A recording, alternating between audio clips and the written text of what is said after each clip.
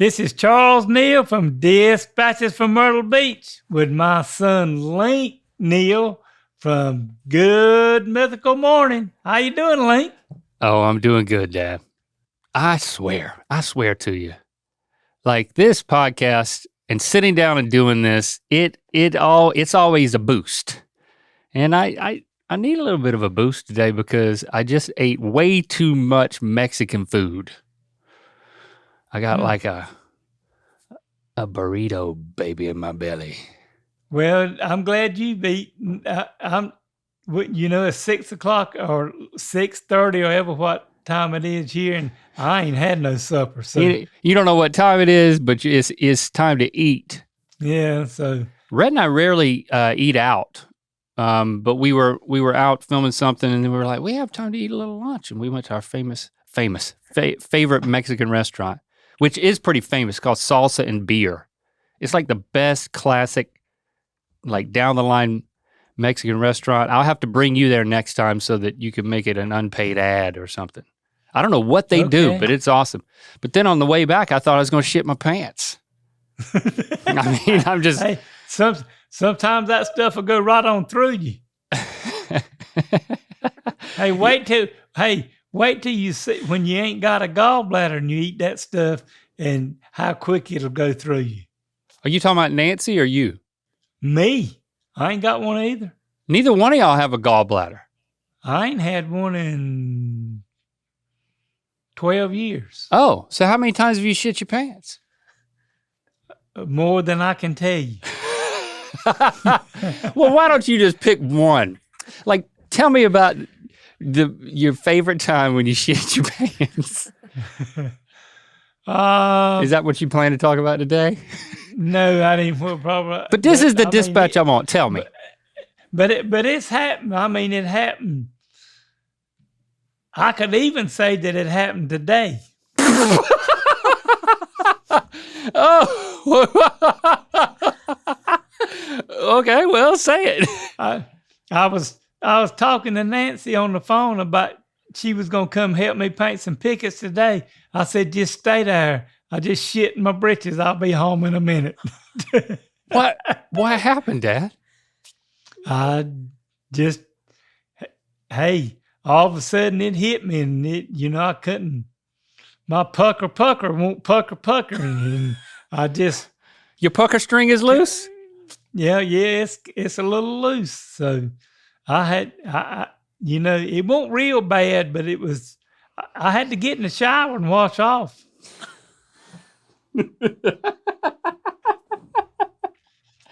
Oh God! So we are kindred spirits. So this is my future. Yeah, that's way too much information for all the Myrtle Beast out there. No, it's not. No, it's not. No, it's not. I shit you not. You shit in your pants is the best shit we could talk about on this show. I mean, so I have a few follow-up questions. You were painting pickets. No, I was replacing some rotten boards before Nancy got there. So you were yanking on boards, or what? And I was pulling on a board, and I said, "Oh hell! Oh, I got to go! I got to go!" So, did you think it was a fart? No, I knew it wasn't no fart. Oh wow! No, it was. It all of a sudden you were yanking. It was, and it started easing out. So I said, I got to go. Wow! And so you literally told Nancy that you were coming home. Oh yeah. Did you? My first thought would be, I don't think I've ever actually shit my pants. I'm not trying to gloat here, but I do understand. You ain't old enough yet. Okay. You'll probably give you about 30 more years. You'll figure it out. Okay. So, I think my first instinct, no pun intended, would be to take my pants off before it got through my underwear, and then I would use my underwear to. Well, I won't be like 2 blocks from the house. So no, I have done that before. Okay. Took them off, cleaned up a little bit, put my pants back on, then drove home and took a shower after that too, and just threw the underwear away. That's right. On the way home, like out the window? Well, Mad Men style? No, I put them in a bag and put them in a so you got in your truck today? You sat in your seat? In my van. How did that go, Dan? You sat down in your seat? Did you hover? Did you like drive in kind of just kind of eased up, and, more on the thighs? Yeah, it kind of set up a little bit, and I knew it hadn't all run out. It was kind of matted up in there, so I eased on around the house and come running up the steps here at the house and went in and got cleaned up and went back to work. And hey, it ain't like I'd already been to the bathroom twice this morning. Right, of course. Because, yeah. With this medicine that I take for my leukemia, it keeps you real regular. Yeah. About going to the bathroom. So. Okay, all right. Wow, you might need to start carrying. I know that you did that thing. You did the mini-sode talking about always have on clean underwear, and I didn't know how pertinent this was to you currently. Yeah, for me. Wow. I'm telling you. We are really on the same wavelength. I think it's like, twins can, like one twin can feel when the other twin is like feeling pain. I think I can feel when you shit your pants. Oh, Lord. Well, that's the other way we can communicate. When you eat Mexican, maybe we ought to try it, and I'll go eat Mexican the same time you do and see what happens. But don't tell me, and I'll just see if I know. Okay. Oh, we can do that. Just start keeping a shit your pants log, and I'll also keep a I think he shit his pants log. So we don't have to talk about it every episode, but like maybe once a quarter we can just compare logs. Okay. All right, I can do that. Yeah. Okay. Yeah, I'll keep a little. I'll keep a little note on my phone. What are you doing? We're in the middle of a conversation. Why are you pulling out your phone? Well, I'm sorry. I need to jot down that I think my dad just shit his pants in Myrtle Beach. Excuse me. I will return to our conversation in just a moment, but I have priorities. Yeah. Anyway, okay. Okay, great start. So you're doing great. Yeah. I love it. And we had I think I told you this, that we had a family reunion this weekend for Nana's side of the family, the Buchanan side. Tell me about it. I was walking around and talking to some of the younger people in there, because believe it or not, they weren't but 5 people at the reunion that was older than I was. How's that make you feel? Old. God. Yeah, because it's only her and Aunt Linda. Yep. Of the siblings right. that are living now. That's sad. On her side. So was it still a happy affair? Had 73 people there. Oh, that's good. Yeah. Yeah, but I was walking around. I ain't like, me and you ain't like some people. If I go to a family reunion, if I don't know who somebody is, I'm going to walk up there and ask them who they are. That's right. And introduce You need myself. to reunite. Yeah, you don't need to stay in your little family cluster and just show your face. That's right. A lot of people just come just to make their grandma happy. Yeah. So you made the rounds. And so I made the rounds, and I was talking to this, probably there was 5 young people that come walking up, and I said, who are y'all? And they told me who they were. And I said, who are y'all? And what's your name? I asked them what their names were and who their mom and daddy, which side of the family and what side they came from and stuff, because they ain't just all Buchanans, there's Womacs and I can't even, but anyway, I asked them and I said, names. Link, do y'all ever watch anything on YouTube? And one of them said, well, yeah. And I said, do you know who Rhett and Link are? And they kind of looked puzzled. And then I said, Good Mythical Morning. And they said, oh, we watch that all the time, one of them especially. And he said, and my other cousin not here. I mean, they crazy about it. And I said, well, Link's my son. I could have been. I've attended this family reunion in the past. And they had a fit, and then they got to jerking out the phones and wanted to take a picture of it because I told them about Dispatch. I said, you got to start watching Dispatches from Myrtle Beach. That's right. So, we bonded and had a good time talking, and then they know more little about promo me and can watch at the reunion. Yeah. Yep. So, well, had a good reunion. It worked. Watch our out. podcast, kids. It's so good you'll shit your pants. That could be our new slogan. I just can't let go of it. I just cannot move on. Yeah, I miss it. And everybody brings the food. Everybody brings their thing. Oh yeah. Well, Link, back in August, I cooked all them Boston butts for the Sunday school class. I told you. Mm-hmm. Yeah. And I froze one. I got it out Saturday night and put it in the crock pot and put the little stand in it and put some water in it about 11 o'clock that night and turned it on about 150. And I got up about 6 o'clock Sunday morning and poured some more water in it and took it out about 8 o'clock. Good as new. Pulled it apart and poured the water out and put some barbecue sauce on it, put it back in that thing. And when I went over to pick the pot up, I had looked one time and there was a right smart in there. When I went back over there to pick the pot up, there was about that much barbecue left. That was all. And I had to scrape it up around it. That makes you feel good.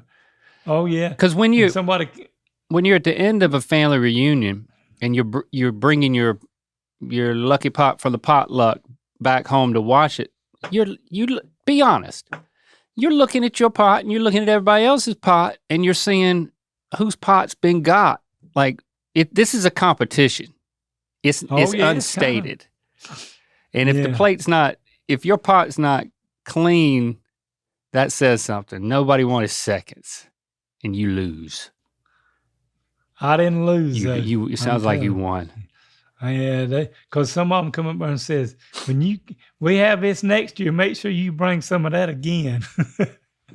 That's a good feeling. No, it makes me sad to not to be there. Yeah. Yeah. Be kind of hard to fly back just for that. Yeah. To do it maybe sometime. Maybe sometime. We'll see. Yeah. Well, listen, I got a holler out to Jason Hammond, who sent this video in from OPN Painters. Okay. You got that clip, Logan? Yes, I do. Playing it now. The sheetrock wasn't primed before textured and paint. He's pulling. Oh, my gosh. So let me just narrate for the audio listeners here. This guy is standing on one end of his living room pulling on paint off the wall, and it's pulling the entire layer of paint off the entire wall as one piece. And he's telling he's going from wall to wall. Ceiling. Oh my gosh. Yeah. The funny thing about it is not just that all the paint's coming off the wall and that it's all coming off in one piece, but that he's got the ceiling fan going. I mean, he's just begging for all of that paint.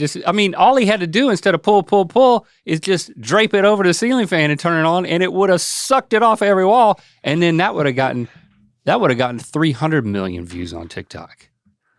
I'm telling you, hey, Jason, I'm gonna tell you, I pulled off a lot of popcorn ceilings and stuff, but I never pulled one off that it pulled the paint off the walls, the ceiling, and everything. So all in one piece.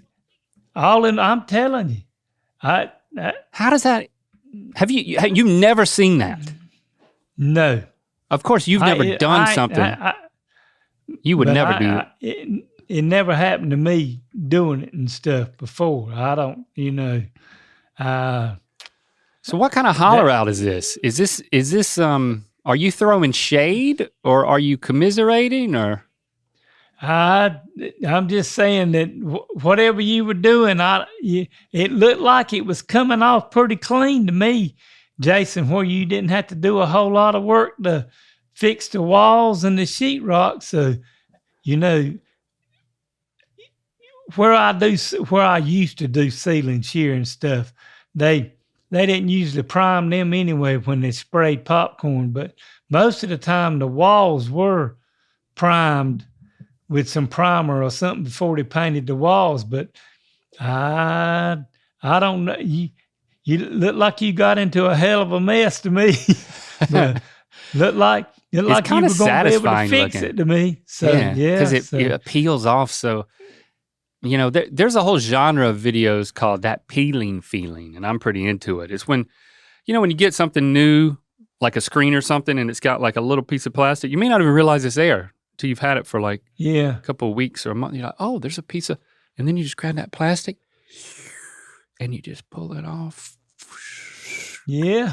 And it kind of feels like an empty potluck pot. It's like it's satisfying.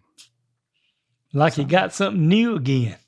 Yeah, it's fresh and clean. It's fresh and clean. Shout out, holler out, Jason. Shout out to you, Jason. So sound like you were doing a good job, though. So keep the good work up. And if you get something like that happen again, give us another holler out, and we might talk to you again. That's right. Yeah. Jason, you sit in a painting experience that Dad has never experienced, so that's hard to do. It's time for another edition of Myrtle Beach Mailbag. Well, Link, we got some emails in Myrtle Beach mailbag, and I got a really good one to start with from Claire Switzer. Okay. Claire says, I recently had a job interview. I was nervous. It was going quite well and thought I was doing a good job hiding my anxiety until quite literally spewed out of me halfway through. I suddenly felt an overpowering wave of nausea, and I quickly excused myself from the room and proceeded to puke in the Shit your pants. trash can. Oh no, I thought she shit her pants. God, that would have been perfect, Dad. No, she didn't do that. I thought I was no pants shitting about to happen. It would have been 3 for 3. She what? Say that again. I got 2 workshops.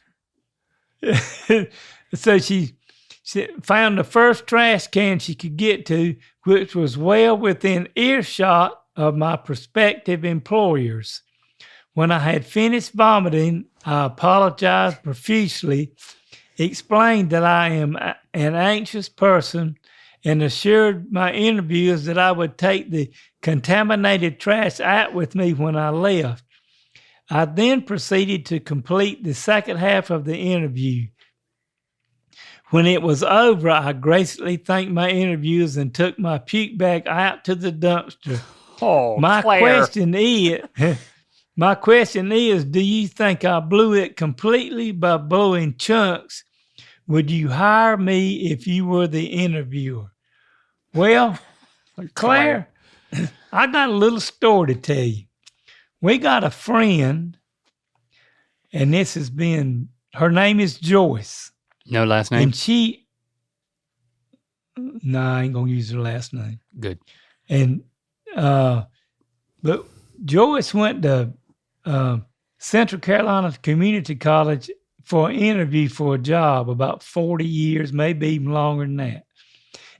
And when she got, there was 2 men going to interview her.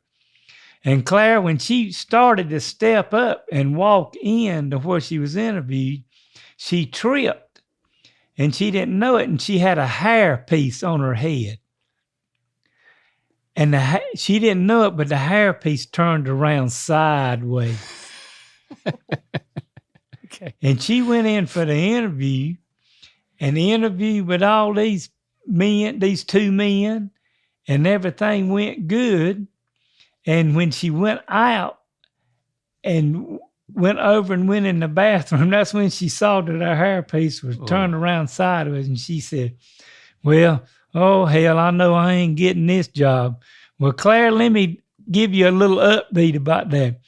If you got sick and all them people, and as graciously as you were about how it happened and everything, Joyce got the job.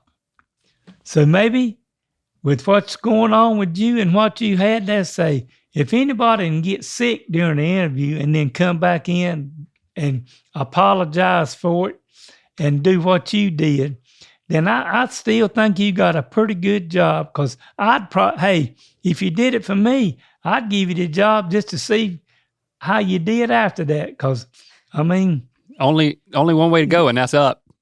That's right. So, so just think, it happened to somebody I knew, and she got the job, and I hope that when this comes out, that if that's what happened to you, I think you ought to have got the job too. So you're not the only person that something like that has happened. That's right. That's right. So all types of things happen. I mean, let me tell you, I can think of all types of things. Some involving pants. That could be worse. Would work. That could be worse. But you just need to remember, Claire, if you didn't get that job, you got a hell of a story to tell somebody. That's right. It's a great story. Go to a party or something, how to break that. I said, I got a story to tell y'all. You ought to hear what happened to me when I went to this interview. And you'll probably be the life of the party when you tell that story. So, and so, I certainly enjoyed the story. And I think, good stories are hard to come by. And I think they're worth a lot. So I totally agree. Even if you don't have the job, that's like, it could be worth it, assuming you eventually get a job. But yeah, there's also the part that's like, it seems like she showed a good amount of poise, Oh, yeah. I mean, a lot of people deal with anxiety. I deal with anxiety. But it's what you do with it. It's how you respond to it. And you got to learn, you can learn tools to kind of control it, or at least put it in its place or mitigate it. But sometimes you just got to vomit, and it's what you do afterward. So it's, saying, you know what, I'm going to take care of that. And now we're going to finish this interview. That's a lot of poise to finish the interview. I agree. I think that's in the win column. Even to come back in. I mean, after she went out the door, and that is embarrassing. She had enough guts to come back in the door and finish the interview. And that says a lot for somebody, Claire. So right. I would think they ought to give you the job, but I just like you asked me, I'd have hired you. You go, Claire. This episode is sponsored by HelloFresh. Summer has officially ended, which also means that fall has begun, and HelloFresh has a yummy, limited-time fall flavors lineup. Feast on desserts like the apple cider cake with caramel sauce, or please the crowd with appetizers like the barbecue pulled pork nachos, and don't forget the mini pumpkin cheesecake, perfect for a me-time treat. Y'all know how much I like to treat myself. Plus, all their meals are pre-portioned and ready to cook. They even have picture step-by-step cards. Now, how easy is that? Nancy and I have tried another thing from HelloFresh, and it's called Sweet Pan Dijon Onion Crunch Chicken. And man, if you like chicken and like Dijon and the little onion taste, man, this stuff is some kind of good. So if you want to order some of this, order one of them Sweet Pan Dijon Onion Crunch Chickens. Go to HelloFresh.com/50Myrtle and use code 50Myrtle for 50% off plus free shipping. That's HelloFresh.com/50Myrtle and use code 50Myrtle for 50% off plus free shipping. HelloFresh, America's #1 meal kit. Well, We're going to change gears a little bit, though, Link. We Okay. got a email from Chelsea Ann, and this one's kind of sad, and you and I both have kind of been through something like this. She says, my mama passed away in June. She basically raised me because my mom was a single mom and worked all the time. I have not been handling her death well. I was wondering what you guys do to deal with grief. What helps when you really missing someone? I love this question. Chelsea, this is something that almost anybody that's any age in their life have kind of gone through. But what you have gone through, because it was your mama and because of what she did for you all those years, and I don't know how old you are now, and don't know how old she was, but she stepped up to the plate and did something for you to help her daughter so that, that she could try to be successful and help take care of you and do things for you. But when you lose somebody like that, it's not ever easy. I mean, I had never been in that exact situation, but I've been in that situation when mine and Link's Papa and Dad died, and Link's other Papa died, and his other Nana or grandmother that they had. We've all dealt with it, but most of the time, my daddy and Link's grandmother and all the people that we think so much of, they know you're going to grieve some. They would want you to, after people get buried or whatever happens where you're at, if you're cremated or whatever, they would want you to, start thinking about all those good times that y'all had together when she was raising you, and all the things she might have taught you how to cook something. She might have took you to sports things or games or whatever she did. She would want you to remember those times instead of being sad that she's gone now.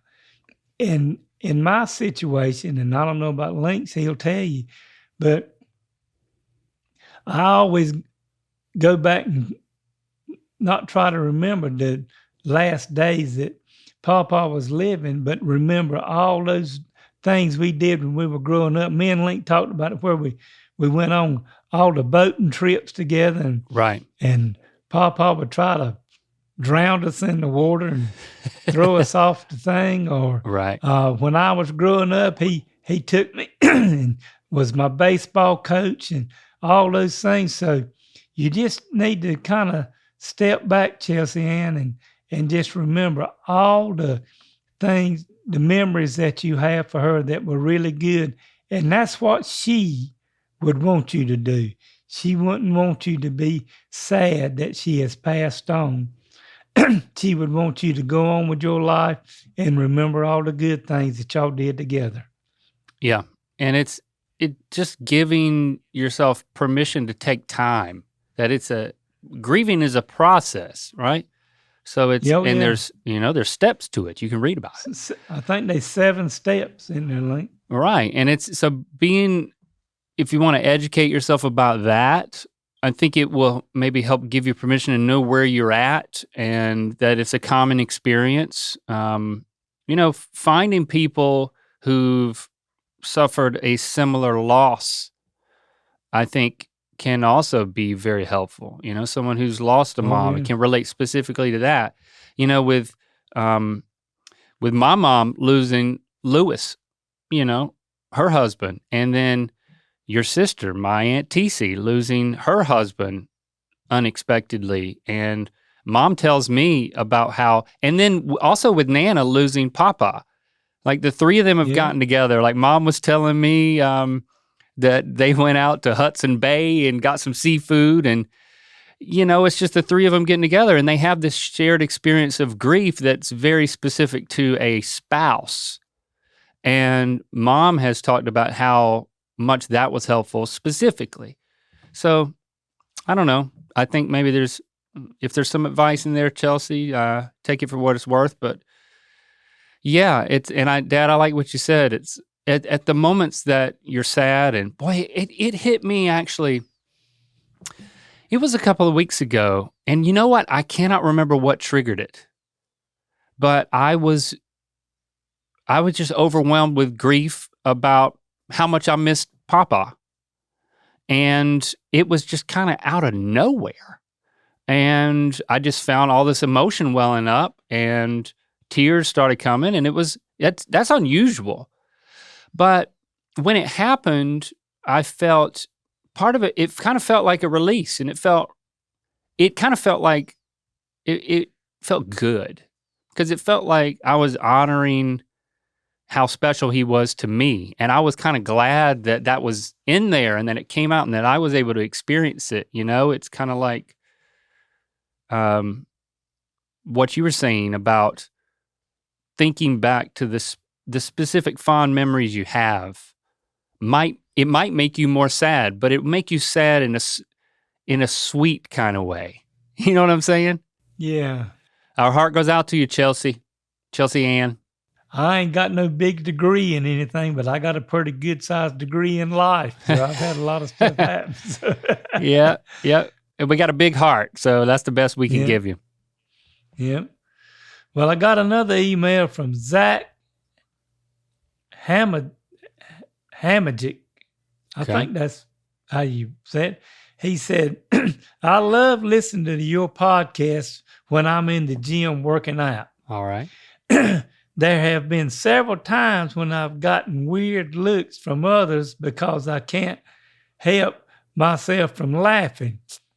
I'd love it if you could give me some sweet Southern motivation for my workout. Yes, do it, Dad. Go for it. Well, Zach, I'm going to try to give you some motivation because I don't go to the gym. And the way I still work, I still work, but I thought about this, and it sounds like you're pretty deliberate about going to the gym and staying fit and all that stuff. And boy, that's a good idea. Just keep doing that stuff. But let me tell you, let me give you a good reason to cry. And this may not be you, Zach, but the more that you go to the gym and work out, it's just like that commercial, one of them commercials you see on TV. You can go out and not feel guilty about having a couple of cold beers because you sweated all that stuff out. And you get to go get a cold beer with your friends and you've worked out. Then you're going to go back the other day and you ain't going to be getting fat from it. So just go ahead and keep working out. And then if you want to go have a cold beer and or get something good to eat somewhere and do it, you don't even have to feel guilty about it because you're going to go and work out some more and be fit and be able to eat whatever you want to. But Dad, what if he's working out right now? Like he's listening right now, he's working out, he's bench pressing with every rep. I want you to give him a beer. Say, when he pushes it and he gets it to the top, you can count the beers he can drink.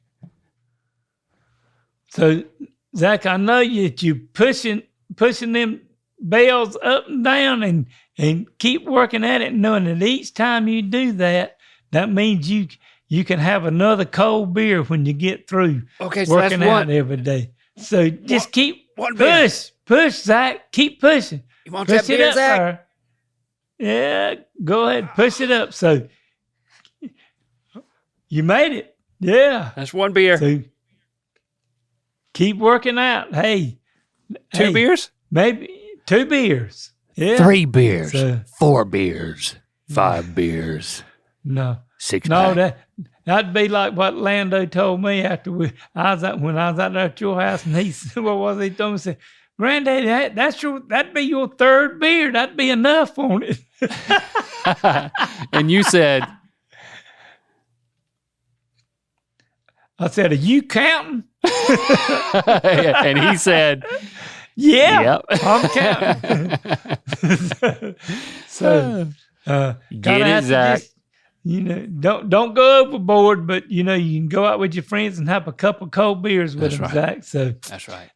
I hope that gives you some Southern enthusiasm to keep working out with what you've been doing and everything. Now it's time for Grandkid of the Week. Well, I'm going to talk to one of my grandchildren, the last one that I hadn't talked to yet on the show, and her name is Hayden. And Hayden's birthday is September the 24th, not far off. This episode will probably come out, Hayden, maybe a week or so after your birthday. But just to let you know, if you ain't been to the mailbox, you got a card at the mailbox for me and Nana. So make sure you go and check. But I was talking to Hayden last night, and I said, Hayden. We just lost a light, Dad. Light. You almost got killed by a light. It's another close encounter.